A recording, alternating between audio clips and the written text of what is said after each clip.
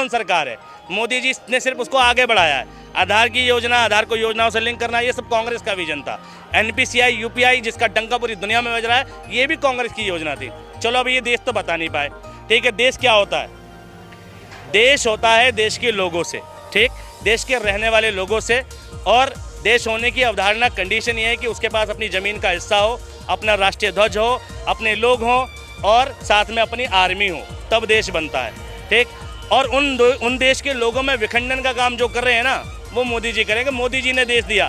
2014 के बाद जितना विभाजन इस देश के लोगों के दिलों में पैदा हुआ है, 2014 से पहले इतनी नफरतें, इतना विभाजन देश में नहीं था, ठीक है। 2014 से पहले लोगों के बीच में, लोगों के मन में धर्म को लेके कोई मतभेद नहीं था, जो 2014 के बाद पैदा हुआ। मॉब लिंचिंग जैसी घटना, धर्म के नाम पे लोगों को मारने जैसी घटना, धर्म के नाम पर रैलियों के अंदर दंगों की घटना, ये सब मोदी की सरकार में ज़्यादा बढ़े हैं। ये एक फैक्चुअल बात है, ठीक। 2014 के बाद कम्युनल दंगे ज़्यादा बढ़े हैं। इंटरनेशनल लेवल पे भारत की छवि खराब हुई है। भारत में जितने लोग सक्षम हैं वो देश छोड़ के जा भी रहे हैं, और बहुत सारे लोगों ने देश छोड़ा है 2014 के बाद, ठीक है।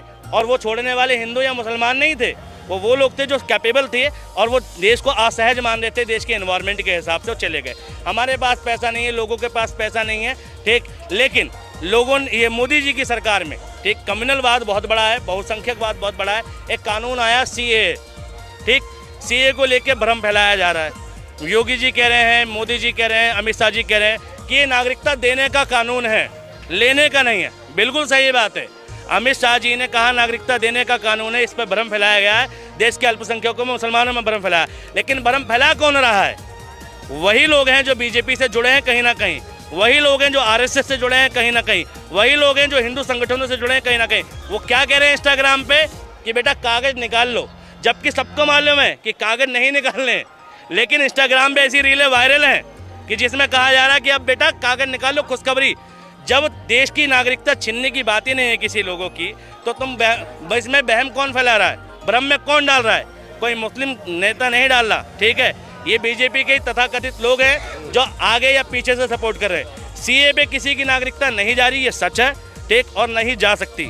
लेकिन मैं ये कह रहा हूँ कि इसमें देश के अल्पसंख्यकों को भी समझना है कि हो सकता है CAA के बाद तुम्हें दिक्कत हो, NRC आएगा तब दिक्कत होगी, CAA पे दिक्कत नहीं होगी। लेकिन हो सकता है तुम्हें NRC आने पर दिक्कत हो, लेकिन हर दिक्कत के बाद एक सुनहरा दिन आता है। जैसे यूपी के अंदर बूचड़खाने बंद हो रहे थे, जैसी योगी सरकार बनी, जितनी भी गोश्त की दुकानें थी, मीट की दुकानें थी, तुरंत बंद हुई। लेकिन उसके बाद क्या हुआ? किसी ने विद्रोह नहीं किया, योगी जी ने एक रेगुलेशन निकाला कि दुकानें टाइलें लगी होनी चाहिए, शीशा लगा हुआ ना चाहिए, साफ सफाई होनी चाहिए। और वही दुकानें जो पहले इलीगल थी, योगी जी ने उन्हें लीगलाइज कर दिया और शानदार बना दिया। तो हो सकता है NRC आने के बाद तुम्हें दिक्कतें हों, तुम्हें कानूनन सबूत दिखाने पड़े। और जाहिर सी बात है, इस देश के 17 करोड़ मुस्लिम हैं, ठीक, 17 करोड़ में से 16 करोड़ 50 लाख लोगों के पास तो श्योरली उनकी पुस्तकों के कागज हैंगे। 50 लाख लोगों के पास अगर नहीं है तो उस पर लैक ऑफ एजुकेशन है। ऐसा नहीं कि भारत के नागरिक नहीं है, शिक्षा का अभाव ना होने की वजह से नहीं होंगे। लेकिन हो सकता है तुम्हें दिक्कत हो, लेकिन तैयार रहो कि भारत में तुम्हें लीगलाइज होने का मौका मिल रहा है। और भारत में गारंटेड तुम पे ठप्पा लगने जा रहा है कि कोई माई का लाल तुम्हें बाहर का नहीं कह सकता। जैसे तुम्हें पाकिस्तानी का टैग दिया जाता है, NRC के बाद ये टैग देने का मामला बंद हो जाएगा। मैं अमित शाह का धन्यवाद कर रहा हूँ यहाँ कैमरे से, ठीक है। ऐसा कानून ला रहे कि जिसके बाद ये जो बाकी लोग तंज कसते हैं ना, ये तंज कसना बंद हो जाएगा। लोगों को गलतफहमी है NRC से मुसलमान बाहर हो जाएगा, कोई बाहर नहीं होगा, कोई बाहर नहीं होगा, ठीक। लीगलाइज होगा और कानूनन तौर पे होगा, और किसी की औकात नहीं होगी कि मुसलमानों को आग भी उठा पाएगा NRC के बाद में। तो ये एक अच्छा कानून है, बस देखने का नज़रिया बदल दो। उन लोगों के बहकावे में मत आओ जो चंद हिंदू संगठन के लोग हैं जो कह रहे हैं कागज़ दिखाने पड़ेंगे। कागज़ क्या, कागज़ों का अब्बा भी दिखाना पड़े तो दिखा देना, ठीक है। और मैं कह रहा हूँ है कागज़ सबके पास, कोई दिक्कत नहीं। दुर्भाग्य है किस जो कागज़ दिखाने की बात कर रहे हैं, ये कागज़ दिखाने की, अभी सरकार जो एक मिनट, जो अभी सरकार बन रही है किसी को डर भय होने का जरूरत नहीं है। कानून एवं संविधान के हिसाब से चलेगी। जिसको जो अधिकार दिया गया है अभी की सरकार में, कागज इसलिए बनाए जा रहे हैं कि ताकि समान अधिकार सबको मिल सके। आपके पास कागज ही नहीं होंगे तो अधिकार कहां से आप प्राप्त कर पाओगे? जमीन में योजनाएं कैसे पहुंचेगी? कागज और भी बनेंगे, पुख्ता होंगे जब डिजिटल होंगे कागज। हाँ, जो भी कागज बन रहे हैं। और पहले ये कांग्रेस की बात कर रहे इतने, एक मिनट भाई साहब, मेरे को बोल नहीं दीजिए। आपके टाइम में कोई टोका? आप 10 मिनट बोले, आपके टाइम में कोई टोका? हमें बोल दीजिए। आप जो कांग्रेस की टाइम में योजनाएं हम बनाए बोल रहे हैं, तो आप जमीन पे योजनाएं क्यों लागू? मोदी सरकार डिजिटल क्यों लागू की? आप डिजिटल क्यों लागू नहीं किए? इतने लंबे समय तक शासन चला है, कम से कम 80% शासन जितने देश जब से आज़ाद हुआ है कांग्रेस शासन चलाई है, चाहे गठबंधन से चला है, कुछ भी चला है। उस टाइम योजनाएं जमीन पे डिजिटल क्यों लागू नहीं किए? केवल कागज पे योजनाएं कांग्रेस के समय बनती थी, लेकिन गरीब किसान एवं आम नागरिक तक योजना नहीं पहुंच पाती थी। लेकिन मोदी सरकार के टाइम में आम जन गरीब तक योजना पहुंच रही है, घर घर तक रुपया पहुंच रहा है, जो भी योजनाएं लागू हो रही है। और शासन जो चला रहे हैं, यूपी हो कहीं भी हो, हर जगह बीजेपी शासनकाल में भ्रष्टाचार कम हो रहा है, रोजगार बढ़ रहे हैं, उद्योग आ रहे हैं, विदेश से फंडिंग आ रही है, विदेशों से आ रही है, उद्योग लग रहे हैं। पहले डरते थे लोग उद्योग लगाने के लिए भारत में, लेकिन जब से भाजपा सरकार आई है, अब पहले के मुकाबले इन्वेस्टमेंट देख लीजिए, अभी के मुकाबले इन्वेस्टमेंट देख लीजिए। और भारत की आंकड़ा मैं नहीं बता सकता, मैं कोई वो नहीं हूँ, आंकड़ा नहीं बता सकता मैं। देखिए हाँ, आप कितना एफडीआई, एक मिनट, ये कह रहे हैं investment, foreign direct investment, FDI में कितना इन्वेस्टमेंट आया भारत में 10 सालों में? आप कांग्रेस शासनकाल में आंकड़ा बता दीजिए, आप आंकड़ा बता दीजिए आपके शासनकाल में कितना फॉरेन डायरेक्ट इन्वेस्टमेंट का लॉ, ठीक है, मनमोहन सरकार लेकर आ रही थी, मोदी जी ने विरोध किया था और रुक गया, विरोध करके रोक दिया गया, संसद में लाई नहीं। एक मिनट, लागू क्यों नहीं किया? इन्हें ये नहीं पता भाई, संसद में नंबर नहीं थे उन पे, तो नहीं हो पाए लागू, और विरोध करने वाली ये भाजपा थी। और दूसरी बात, एफडीआई ना आने के बाद भी देश के अंदर ना जितनी इंडस्ट्री आई है, ठीक, जितनी इंडस्ट्री खुली है देश के अंदर, प्राइवेटेशन, वो सब की सब, ठीक है, सारी की सारी कांग्रेस के टाइम पे ही आई है, ठीक है, जितनी है। आज भी तुम काम भी कर रहे होगे ना किसी कंपनी में, तो मैं श्योरली कह सकता हूँ कांग्रेस की टाइम पे आई है, और कांग्रेस की पॉलिसी से आई है, प्राइवेटेशन पॉलिसी से, निजीकरण बोलते हैं उसको, ठीक है। बताओ, केवल पॉलिसी बनाती थी ना, जमीन पे योजनाएं नहीं आ पाती थी। आप 14 साल में जितना इन्वेस्टमेंट लंबे समय तक 10-20 साल में नहीं बना पाए। नोएडा कब बना? देखिए आंकड़ा मेरे को नहीं पता कब बना। नोएडा में कौन काम करता है?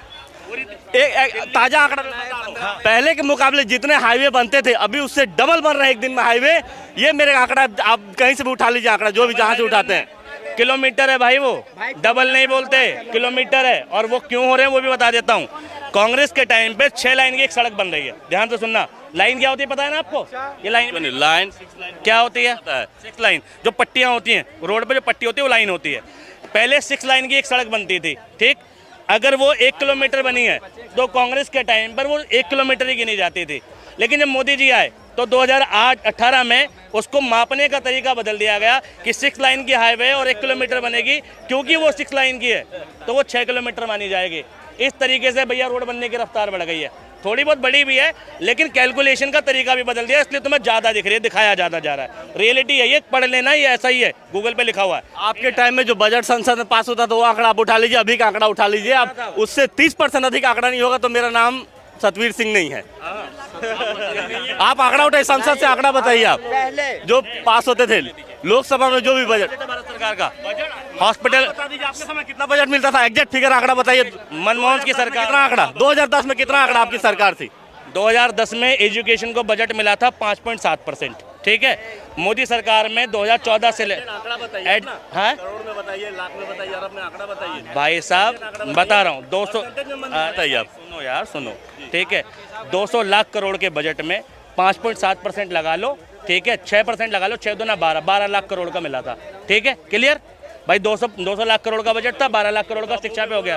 अब सुनो, नहीं बता रहा हूँ, कैलकुलेट कर लो, क्या दिक्कत है? अब सुनो, मोदी सरकार में जो एजुकेशन का बजट है वो 1.5% है, कहाँ 5.7%, कहाँ 1.5%, और जबकि उस टाइम का बजट 200 लाख करोड़ था, आज का बजट जो है वो लगभग 3.5 लाख करोड़ है, ठीक है। अब बताओ, तो बताओ क्या किसने बजट ज़्यादा दिया? और एक आंकड़ा, आप जो बोल रहे हैं बजट, शिक्षा बजट, वो बजट है ना, जितने एम्स, IIT, NIT आपके 40 सालों में नहीं खुली, ये 10 सालों में खुल गई। आप आंकड़ा लीजिए, आप आंकड़ा लीजिए। आप कहाँ रहते हो? एक सेकंड भैया, मैं भारत 5 जगह का नाम बता दो भैया।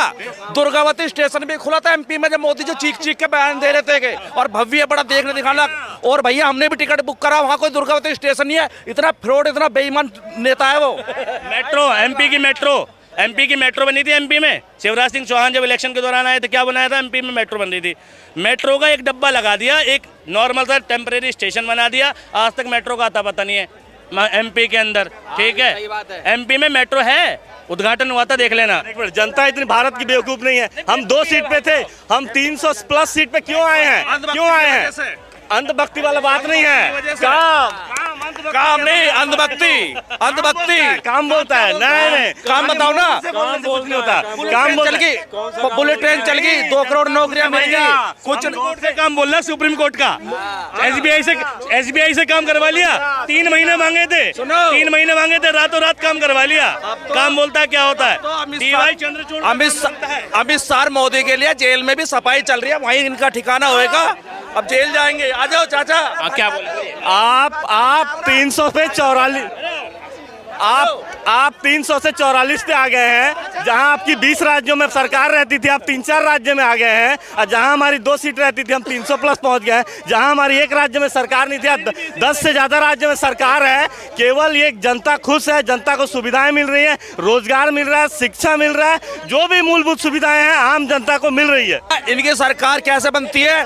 दूसरे वालों की सरकार गिरा के गिनती है। 40-40 करोड़ रुपए विधायकों को देते हैं। ये जो जनता का टैक्स है, विधायक खरीदने में जा रहा है। सरकार बनी हुई सरकार गिराने में जा रहा है, ठीक है। सुभाष चंद्रा का लोन माफ करने में जा रहा है, जो कर्ज है। सबसे भ्रष्ट बेईमान अमित शाह और मोदी है। इनसे बड़ा करप्ट नेता ना आएगा कभी, ठीक है। और भ्रष्टाचारी पार्टी और झूठी पार्टी, जुमलों की पार्टी, बेईमानों की पार्टी, बलात्कारियों की पार्टी, ठीक है। भाई ने कहा एजुकेशन मिल रहा है। भाई एक बार बताओ, यथा राजा तथा प्रजा, क्या एजुकेशन मिल रहा है? यार ऐसा तो जोक मत मारो, दुनिया पकड़ ले। इतना तो झूठ मत बोलो, एजुकेशन मिल रहा है। हंसी आ गई यार मुझे। कौन कहाँ के रहने वाले भैया? भारत के रहने वाले। सुनो, ये अपनी जगह नहीं बता सकते, क्योंकि पोल खुल जाएगी। हम स्कूल पूछ लेंगे, हम हॉस्पिटल पूछ लेंगे, ये अपनी जगह नहीं बता सकते। छत्तीसगढ़ रायपुर से हूँ। रायपुर वाला जो एम्स है वो किसकी सरकार में बना? अभी मैं बता रहा हूँ, आपके सरकार में लागू हुई थी, कोई सुविधा नहीं थी। लेकिन आप अभी जाइए, और आप 2013 के एम्स में जाइए, अभी के एम्स में जाइए, कितनी मशीनरी। इसने सब बता दिया हमें, बिना बोले सब पता चल गया। जब तुम अटके, आपको भी तो कुछ करना पड़ेगा ना भाई। 40 साल से ज्यादा सरकार चला है, कुछ तो दिखाना पड़ेगा ना। लेकिन हम 40 साल के मुकाबले 14 साल में हम ज्यादा काम करके दे रहे हैं। 14 साल आप रहते हो, कौन सी यूनिवर्सिटी केंद्र द्वारा बनी हुई? कोई भी यूनिवर्सिटी, बहुत सारी यूनिवर्सिटी है भैया। आप IIT, NIT, आप केंद्रीय विद्यालय, केंद्रीय यूनिवर्सिटी, कई सारे कब सेंट्रल यूनिवर्सिटी है, गुरु घासीदास यूनिवर्सिटी है। रायपुर के किस एरिया में रहते हो? रायपुर के हम DD नगर में रहते हैं। मैं बता रहा हूँ, आपके टाइम में भैया, इन भैया से ये पूछो कि मोदी सरकार में स्कूल कितने बंद हुए और देश पर मोदी सरकार में कर्ज कितना हुआ। बल्कि जितना कई गुना जनता टैक्स दे रही है, कांग्रेस सरकार से कई गुना टैक्स दे रही है। और देश पर कर्ज पूछो भैया से कितना हो गया। जो पेट्रोल हम 65 रुपए लीटर खरीद रहे थे, आज पूछो कितने रुपए खरीद रहे हैं? बताओ, आ जाओ, तुम भी आ जाओ। कर्ज को छोड़िए, आप कर्ज को छोड़िए। देखिए, हम देश के नागरिक हैं। देश का मान सम्मान विदेश में बढ़े, सब जगह बढ़े, हमारा भी मान सम्मान बढ़ता है। पहले के प्रधानमंत्री जो रहते थे, पीछे कहीं जाके बैठ जाते थे, कोई सुनता नहीं था। लेकिन आज के प्रधानमंत्री जाते हैं तो वहाँ का मिनिस्टर सबसे बड़ा आता है एयरपोर्ट पर स्वागत करने, और इतना मान सम्मान होता है उसका। प्रेसिडेंट हो या मिनिस्टर हो, कोई भी आता है। लेकिन पहले ये नहीं था। पहले आंख उठा के देखते थे, पाकिस्तान या कोई भी बांग्लादेश ऐसे नजर उठाता था हमला कर। लेकिन अभी आप 8-10 साल से देख लीजिए, कोई भी कहीं भी हमला नहीं हुआ, कोई भी आतंकवादी गतिविधि नहीं हुआ है। एक सेकंड, 40 जवान मोदी सरकार में मरे हैं, कांग्रेस में